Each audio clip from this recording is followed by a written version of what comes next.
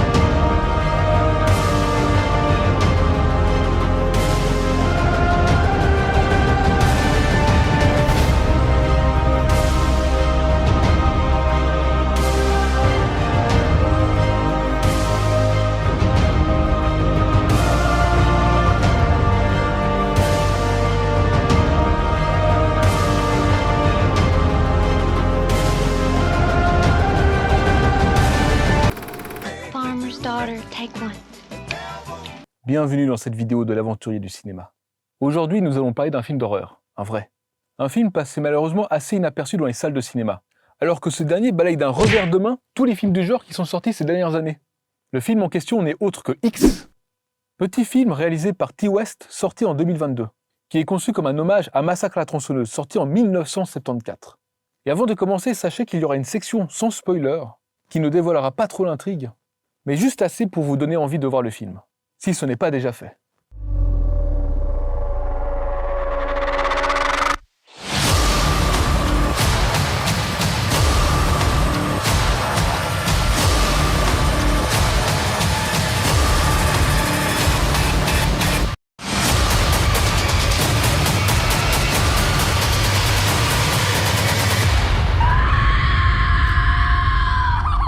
We cut to the chase and we give the people what they want to see.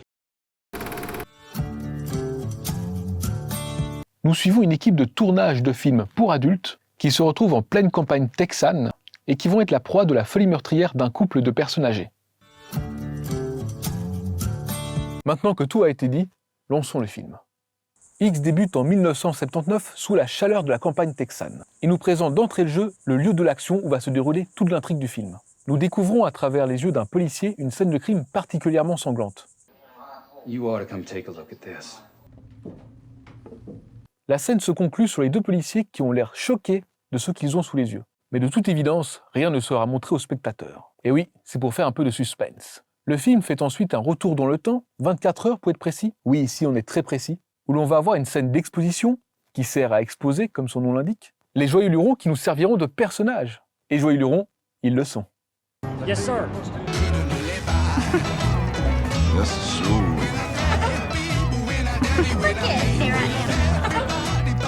Donc pour résumer le tableau, nous avons une campagne texane, une maison perdue au milieu de nulle part, et des jeunes gens qui se déplacent en van. Vous le sentez, le côté Massacre à la tronçonneuse? Pour les personnages, nous avons d'un côté Maxine et Bobby Lane, qui sont toutes deux des actrices de films pas très catholiques. Oh, you touch my tra-la-la, my ding-ding-dong. Cet homme charismatique n'est autre que Wayne, producteur de films pour adultes. Jackson, acteur, qui lui aussi ne fait pas des films pour enfants, sinon ça serait carrément bizarre. RJ, réalisateur qui veut montrer qu'un film coquin peut lui aussi être de l'art. Puis nous avons sa petite amie, Lorraine, qui est preneuse de son. Je me demande de quel son on parle. Et détail important, c'est une fille très prude. Ce qui n'est pas forcément en accord avec le projet de la bande qui sont en direction de leur futur lieu de tournage.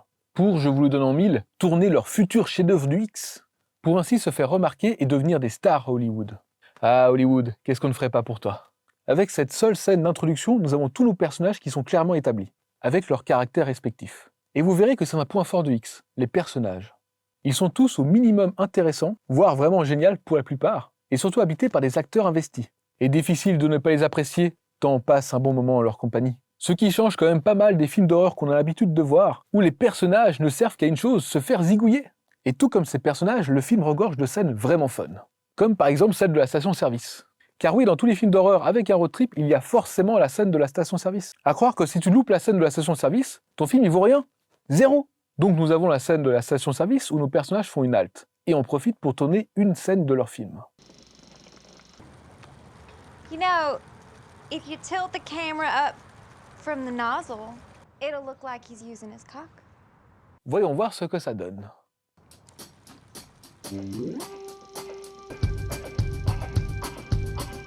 Diantre, c'est que c'est bien mieux comme ça. Spielberg n'a qu'à bien se tenir. Non mais sérieusement, c'est vraiment énorme. Entre lui qui est à fond, lui qui a l'air d'avoir tourné la meilleure scène de sa vie, Lorraine qui est en train de se demander qu'est-ce que c'est que cette scène saugrenue, et Bobby Lane qui est toute contente de son idée. I got good sense too. Franchement, comment ne pas se marrer? Nos personnages finissent par arriver à leur lieu de destination. Thank goodness, I'm horny. Une cabane dans laquelle ils ont prévu d'y rester quelques jours pour tourner le gros de leur scène. Et le problème, c'est que juste en face de cette cabane se trouve le propriétaire de cette dernière. Propriétaire que l'on va nommer Howard, car c'est son nom, qui vit avec sa femme. Pearl. On va l'appeler Perle, ça sera plus simple pour moi. Le vieux Howard, qui a accepté d'accueillir nos joyeux lurons, se montre peu fort sympathique. I don't think I like you, Wayne. Mais rien ne va venir ébranler l'euphorie du groupe de Wayne, qui n'attendent clairement pas une seule seconde pour tourner leur nouvelle scène. Fucking finally. Et ils sont tous à fond dedans.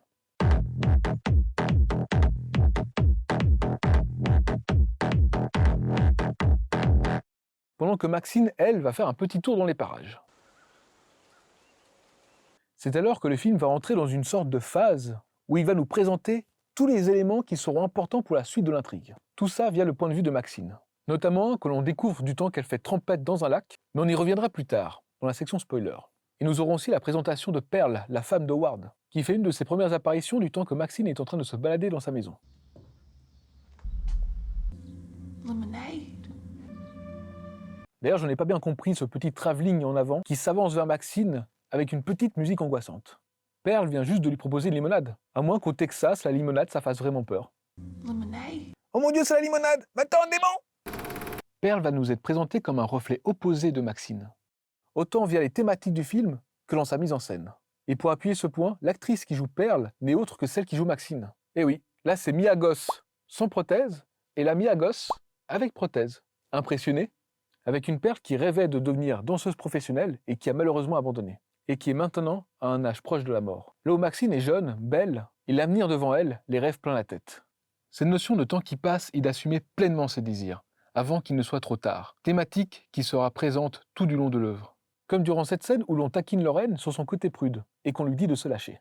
Bobby Lane lui dit que si elle ne le fait pas maintenant, un jour elle sera trop vieille pour réaliser ses rêves et ses fantasmes. Et là on peut à nouveau faire un lien avec Pearl, qui tout du long du film va nous montrer un être qui, ayant abandonné ses rêves, ressent une telle frustration qu'elle se sent obligée de tuer pour avoir encore la sensation de vivre. Tuer comme pour aspirer la force qu'ont eu ses victimes d'accepter ce qu'ils sont, d'accepter leur soif de désir sexuel et d'embrasser pleinement leurs rêves, sans effacer ce qui leur donne une raison de vivre, sous la pression des dogmes ou du regard de la société, contrairement à elle. Tel un vampire qui aspire à la vie de sa proie. C'est alors qu'on voit une autre thématique surgir, celle des dégâts du temps sur l'homme. Car je peux vous garantir qu'en regardant ce film, vous allez vraiment vous sentir proche de la mort, comme si elle était déjà là, toute près, qui approche à grands pas, inévitablement. Ce temps qui nous amène tout droit à ce moment fatidique. Ce temps qui détruit le corps, qui rend même les plus belles choses qui étaient si désirables autrefois, plus qu'un amas de chair qui sera bientôt plus qu'un corps sans vie. Car c'est ce que nous sommes, des cadavres à en devenir. Reste à savoir ce que vous ferez entre cet instant où vous êtes encore en vie, avant qu'il ne soit trop tard. Cette thématique hante vraiment tout le métrage et pénètre viscéralement le spectateur. C'est maintenant qu'on va parler des fameuses tueries. Déjà, on notera qu'elles surviennent qu'après 1 heure de film, ce qui pour certains peut faire un peu long. Et je peux les comprendre. Mais personnellement, pour moi, ça n'a pas été un problème, vu que durant toute la première partie du film, une ambiance se pose, les personnages sont développés, les enjeux sont posés. Des éléments qui sont pour moi primordiaux. Et surtout, on ne s'ennuie pas. Et les meurtres sont particulièrement violents et sanglants, même si on pourra en regretter 2 qui sont pas très originaux. Il reste tout de même que le film va bien plus loin et est bien plus jouissif que ce que vous verrez dans d'autres films sortis récemment. Et quand je dis récemment, ça remonte à longtemps. Autre point important, le film est vraiment beau. Non mais regardez-moi ça.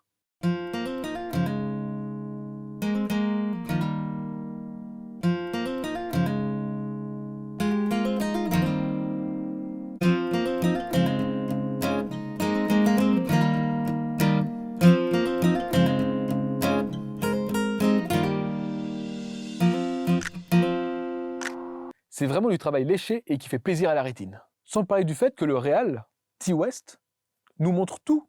Et oui, le film ne s'appelle pas X pour rien. C'est un truc qui m'a toujours fait assez rigoler, ça d'ailleurs. Il n'y a aucun problème pour nous montrer des gens se faire trucider, des litres de sang et des images gore dégueulasses. Par contre, une paire de loches, ça non. Hein, ça non. T. West a l'air d'avoir aucun tabou et le montre clairement dans son film. Et ça, l'air de rien, c'est quand même vachement rafraîchissant. On n'est pas dans une œuvre lisse et sans vie, qui veut absolument rentrer dans un moule pour plaire à tout le monde. Ce qui souvent, pas toujours, mais souvent, a peu d'intérêt. Et je ne parle pas que du point de vue du sexe. Le film dérange vraiment le spectateur, mal à l'aise face aux questionnements que lui impose le film sur sa propre condition humaine. Si vous comptez voir le film sans rien savoir de plus, il est l'heure pour vous de quitter cette vidéo et de revenir après. Oui, il faut revenir après. Car il y a encore beaucoup à dire, et un bon moment à passer en ma chaleureuse compagnie. Maintenant que tout cela est dit, passons à la partie divulgachage, comme on dit en bon français. J'aimerais vite revenir sur le passage où Maxine se baigne dans le lac. C'est à ce moment qu'on apprend qu'il y a un alligator dans le coin. Oui, c'est un alligator, et non un crocodile. Les informations frauduleuses n'ont rien à faire ici. Nous offrons une scène diantrement bien fichue et bien filmée.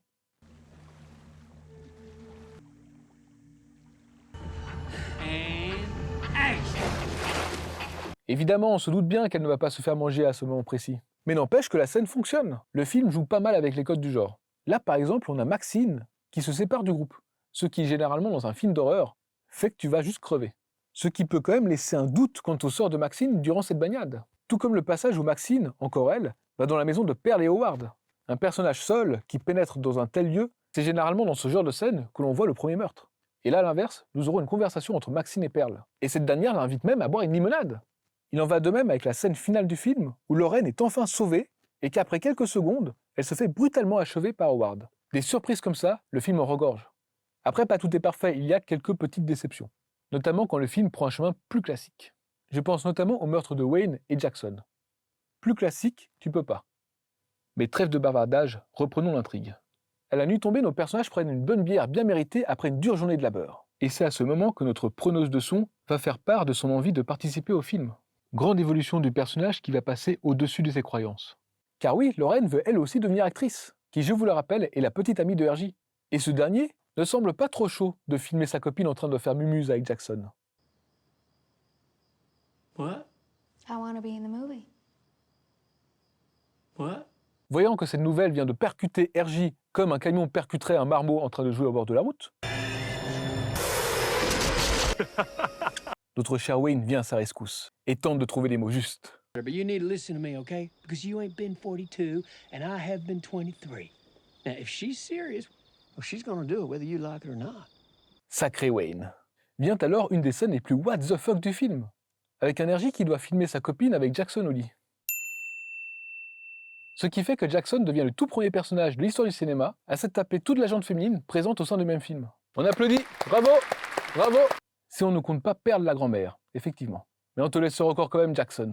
I was born for this line of work. Par la suite, on va voir que RJ n'a pas bien digéré ce qui vient de se dérouler sous ses yeux. Il va quitter le groupe en plein milieu de la nuit, ce qui va mener à sa mort.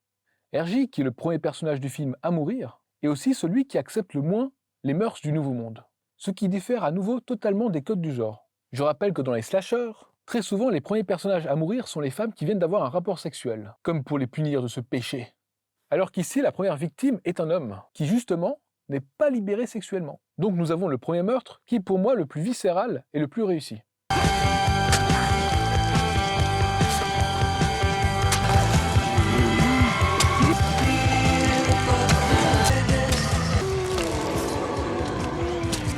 Ce qui est assez dommage, faut l'avouer.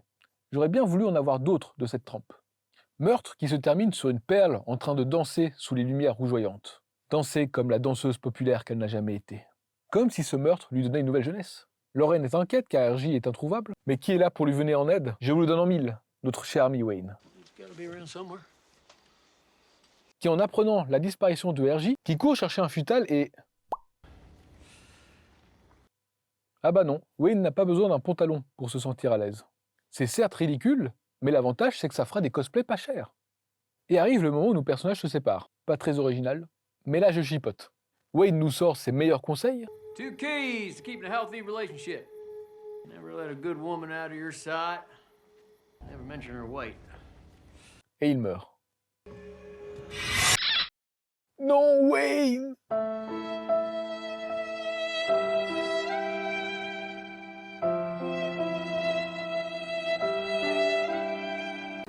Et Lorraine, de son côté, se fait avoir assez bêtement. Howard propose de l'aider pour aller chercher RJ et lui demande d'aller chercher une lampe torche à la cave. Ce qui ne sent pas du tout le piège.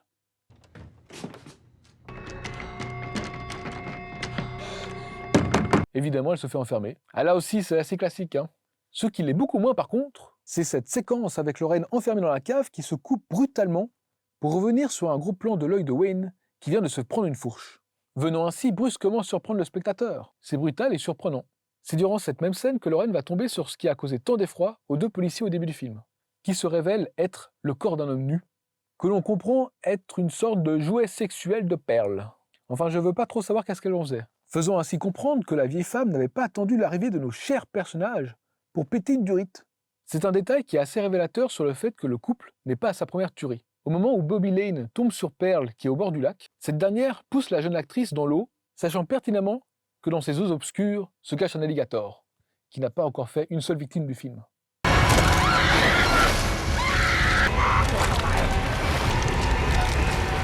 Le fait que Pearl jette Bobby Lane dans l'eau nous donne une indication subtile sur le passé de Pearl et son mari. À n'en point douter, c'est sans doute une manière qu'ils ont utilisée par le passé pour se débarrasser des corps de leurs anciennes victimes. Et d'ailleurs, nous pouvons voir que nous avons le même plan avec Pearl qui est au bord de l'eau qu'auparavant avec Maxine. L'un de jour, l'autre de nuit. L'opposition, le reflet, tout ça.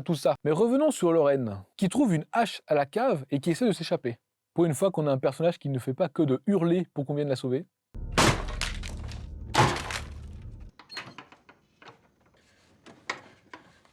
Mais malheureusement pour elle, ce bon vieux Howard vient lui donner la leçon que toute victime qui ne veut pas rester enfermée mérite. Puis plus tard, nous avons Jackson qui propose son aide à Owen, qui apparemment cherche sa femme. Non, vous ne rêvez pas. Il est vraiment allé ouvrir la porte sans aucun vêtement. Je pense qu'ils ont eu un sacré problème avec le budget des costumes pour que tout le monde se retrouve à poil dans ce film. Jackson accepte d'aider Howard. Ah bah quand même! Non, parce que je m'attendais à ce qu'il aille chercher Pearl avec tout son bazar à l'air. Mais malheureusement, c'est ici que sa carrière d'acteur prend fin. Et Jackson hérite de la mort la plus banale du film. Mais bon, il a déjà un joli palmarès. On peut pas être bon en tout. Viendra ensuite la retrouvaille de Howard et Pearl qui décident d'aller coucher dans le lit de Maxine. Je pense qu'on va pas trop s'attarder sur cette scène, même si je trouve qu'elle est très réussie et malaisante. Sans compter qu'à ce moment précis, Maxine est sous le lit. Et quand elle réussit à s'échapper, le découpage alterne entre les plans où elle est en train de courir vers le van et d'autres où elle est encore dans la chambre, donnant cette sensation que l'on a durant les cauchemars, où il est impossible de s'échapper. Vous savez, celui où on a l'impression de courir sur place. Mais pour Maxine, ce cauchemar est bien réel. Comme pour le spectateur. Maxine va en profiter pour venir secourir Lorraine, qui a l'air de hurler depuis un bon bout de temps dans la cave. Et c'est assez amusant de voir que quand Maxine entre dans la maison, Lorraine se tait. On se retrouve dans une scène totalement silencieuse. Ah, tout ça pour nous faire le petit jump scare. Just a movie. Et ce qui devait arriver, arriva. Coucou. Diantre, si peu de gratitude. Personnellement, je l'aurais laissé enfermer. Lorraine, une fois libre, court vers l'extérieur pour que quelques secondes plus tard, elle se fasse tuer brutalement par Howard. Je suis choqué. Et le film ne s'arrête pas là, non. Juste après, c'est au tour d'Howard de passer l'arme à gauche, en faisant une crise cardiaque. Mort super originale pour un film d'horreur. Non mais c'est vrai. Puis juste après, on a la séquence où Pearl tire avec le fusil de son défunt mari. C'est la première fois que je vois la personne de l'autre côté du canon s'en sortir moins bien que la personne sur qui elle tire. Et pour bien conclure, nous avons une Maxine qui part de manière totalement badass. Mais avant de terminer, parlons encore un peu de mise en scène. Car en plus d'être viscérale, comme durant la scène des meurtres, elle est aussi efficace et le réalisateur utilise toujours les outils à sa disposition pour faire parler ses images, tant en termes de narration que thématiquement. Comme par exemple ce grand angle que le réalisateur va utiliser à de maintes reprises pour nous montrer la cohésion de ce groupe, renforçant ainsi leur lien et leur but commun, qui va être cassé par des angles bien plus resserrés quand nos personnages vont alors s'affronter sur des sujets dont ils ne partagent pas le même point de vue. Est-ce que vous vous souvenez quand je vous parlais des thématiques du temps ? Eh bien, cette thématique est aussi représentée avec la mise en scène. Les fameux plans qui font écho à d'autres plans vus précédemment dans le film, qui sont assez récurrents dans le métrage.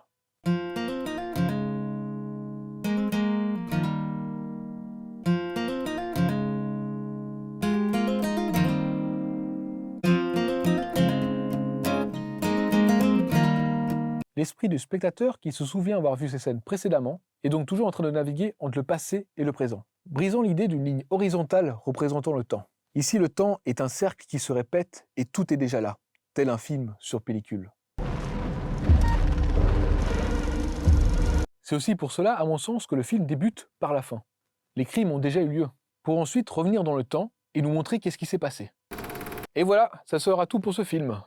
Film que je vous conseille grandement, même si vous êtes arrivé jusqu'ici et que je vous ai tout raconté. C'est une chose d'entendre parler d'un film, c'en est une autre de le voir soi-même. Même en connaissant l'histoire, il reste une expérience particulière. Et sachez que l'œuvre a été conçue comme une trilogie. X étant le premier film, est sorti ensuite, aussi en 2022, Pearl, ou Pearl si vous préférez, qui, tenez-vous bien, se base sur la jeunesse de Pearl. Eh ouais. Puis un troisième film centré sur Maxine, qui s'appelle, je vous le donne en mille, Maxine. Mais avec 3X. Qui lui sortira en 2023, qui se concentrera sur la vie de star de Maxine. On peut donc noter que le deuxième film va se passer dans le passé, tandis que le troisième se déroulera dans l'avenir. C'est donc le film X qui fait la jonction entre ces deux films. Et un X, ça fait un peu une jonction. Je trouve que c'est un détail bien trouvé, et j'ai hâte de voir ce qu'ils donneront. J'espère que vous avez aimé cette vidéo. Si c'est le cas, n'oubliez pas de vous abonner, mettre un pouce bleu, et pourquoi pas un commentaire. Quant à moi, je vous dis à bientôt pour la critique et l'analyse d'un nouveau film. Ciao.